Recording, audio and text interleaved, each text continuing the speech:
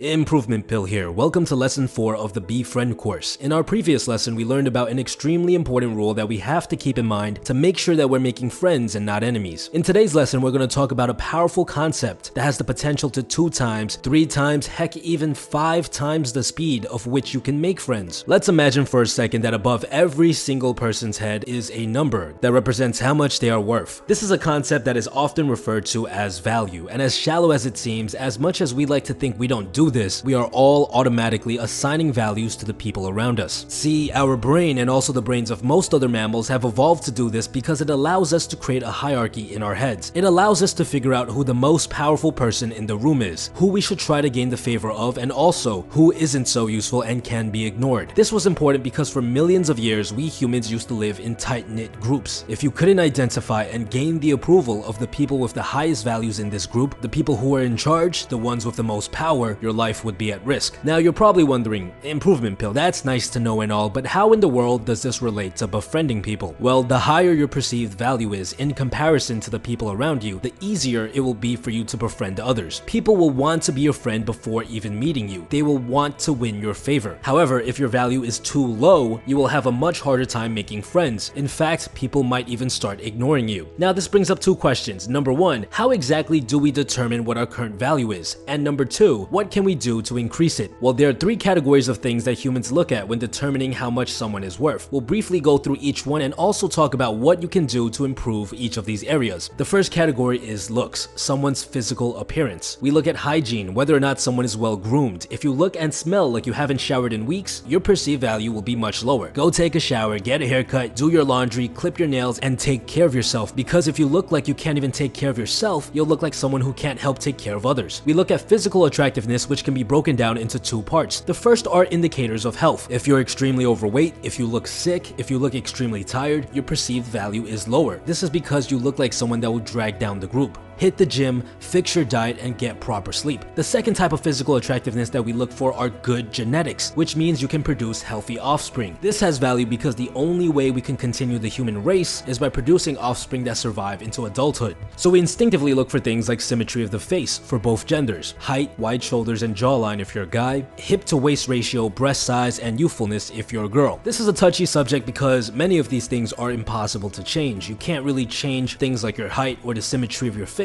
But the good news is that these factors are only a part of the puzzle. If you focus on everything else that can increase your value, you can still become someone of very, very high value. For example, it's possible to get wider shoulders and increase muscle mass by going to the gym. You can also use fashion to your advantage, which is the final thing that we look for in regards to looks. The objects and clothing that you wear can complement the features of your body. Someone who is short can look taller, someone who is chubby can look more muscular, and someone who has poor face symmetry can create the illusion of symmetry by using clothes and accessories to their advantage. The next category of things we look for in order to determine someone's value is status, essentially how much power they have. We look for indicators of wealth. Money is literally a piece of paper that has an assigned value. You can trade that paper for food, you can trade that paper for a house. This is why people like to talk about money as an indicator of success, because the more money you make, the more valuable you technically are. However, it's not like you can just pull out your bank statement and show that to everyone you meet. Wealth is something that is best subtly conveyed. Fashion plays a big role. Things like jewelry and watches, but also how generous you are all indicators of wealth. But it's important to note that wealth is something that is valued much more in developing countries as compared to modern ones. For example, in New York City, you won't be impressing anyone by wearing a fancy watch and flashing a couple hundreds. In fact, people will most likely roll their eyes at you. But in a developing country, that's a whole nother story. Either way, it's still important to have your finances intact, because if you're dirt broke, you won't be able to bring anything to the table. Instead, you'd be forced to become a taker of value, someone who needs the help of others to survive. People who can only take are immediately seen as low value. Think about most homeless people. They are virtually invisible because they are forced to beg for help. The next thing we look for in regards to status is someone's career. We look for signs that tell us what sort of role this person plays in the setting that we're in. For example, if you're in a hospital, the guy who is dressed like a surgeon is going to have much more value than the guy dressed like a nurse. If you're in a nightclub, the DJ is going to have much more value than some random dude on the dance floor. And finally, the last thing we look for is social proof. Basically, how many friends you already have and also how well known you are. If somebody walks into the room and everyone says hi to them and they're all smiling, you wonder to yourself, wow, who is this guy? But if somebody walks into the room and just sits in a corner and plays with his phone, you don't think anything of him. Social proof is one of the two most powerful indicators of value. If a lot of people know you, you're essentially a celebrity, and it doesn't really matter what you look like or how much money you have. People will automatically want to interact with you because of your fame. So if you're not the best looking guy, you can always increase your value tremendously by simply learning how to befriend everyone around you, which is essentially the purpose of this course. Now, before we get into the final area of determining someone's value, I do want to mention something very quickly. Going through a video course like the BeeFriend Course or the Tamed course is very powerful, but it's nothing compared to the results you'll get from a one-on-one coaching program. If you're someone who really wants to change and you're willing to invest in yourself, please sign up for my mailing list using the link in the description box below to learn more about my upcoming coaching services. The final area we look at when determining someone's value is their demeanor, how they act. Your demeanor is equally as important as your social proof. We look at body language, whether or not someone has open or closed body language. Things like a good posture, an open chest, and uncrossed arms are all indicators that you are relaxed. The more relaxed you look, the higher your perceived value will be, because people who are relaxed tend to be the people at the top. We'll dive deeper into proper body language later on in the course. Next up, we listen to someone's voice and tonality. If you have a high-pitched voice, it means that your body is tense. You aren't relaxed. And like we mentioned before, if you don't seem relaxed, your perceived value will be lower. There's also going to be an in-depth video on voice and tonality later on in the course. And finally, the last thing we look at is something called frame.